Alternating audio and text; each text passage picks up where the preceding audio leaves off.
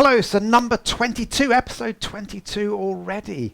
So this one is all about rolling through the feet and why and how you do it, okay? So I'm going to talk through the lady's perspective first, or the follower's perspective, okay? Now, as we've discussed many times before, what we're looking to do is make sure we go back on our right foot, and we're looking for a straight back leg, okay? Now, we're going to go down much further into the feet. So, first of all, we need to bring the knee forward, so therefore that angles this foot up, so it should be on the diagonal as we're stepping back. We slide that foot back, so it's still at the diagonal at that point there. Now, we start to roll through our foot, okay? So toes go down, then the ball of the foot, then the heel, okay? However, at this point here, if you have a bent leg, your weight goes down, you become heavy against the man, okay, or the lead. So we want to make sure, ladies, at that point there, we're straightening that back leg.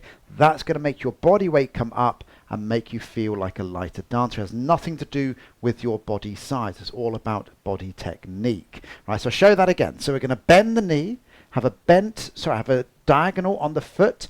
We slide that back, you roll through that right foot, and then you place the heel down onto the ground, and then you have a straight back leg. Now, let's talk about the other leg. We don't often talk about that one, okay? So our right leg's gone back. We've got a lovely straight leg pointing towards 1 o'clock with the right foot. We step back to 6 o'clock. Our left leg, lots of different styles, but my left leg personally normally goes straight. Now, as I go to step forwards, what I don't do is I don't keep a flex in my foot and do a big ugly heel lead, because I'm not a big fan of that, if I'm honest with you. So my heel is slightly off the floor at the moment, but I now do something called release and replace. So I'm going to release the pressure as I start to move my body weight forward. So my knee comes forward. Again, as you can see, that's angled my left foot. I'm now going to roll through that left foot until I get a straight left leg now. And then my right leg has released, and I've undone the rolling and I've gone back the other way. And then I can repeat that, I should say, on the right foot. As I'm going forwards,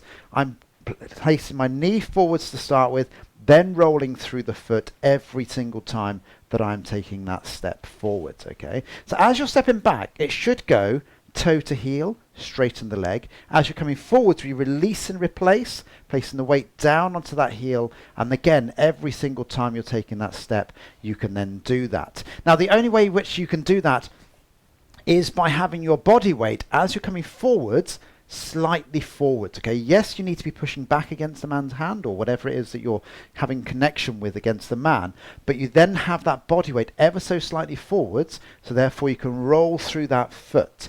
If you have your body weight backwards all the time, then naturally you're going to do a heel lead, okay? Which isn't, it's not necessarily wrong, it's just not as nice and not as technically correct. So we want to make sure we're doing toe to heel as you're stepping forwards. It's retraining the mind of how to walk forwards. It's weird, really. We normally walk forwards, heel, toe, in a normal stance as you're walking forwards. However, for this, we want our body weight to come forwards and then to go toe heel every single time that we step. So that's all about rolling through the foot. That's what's then going to make your whole body start to flow and feel more fluid.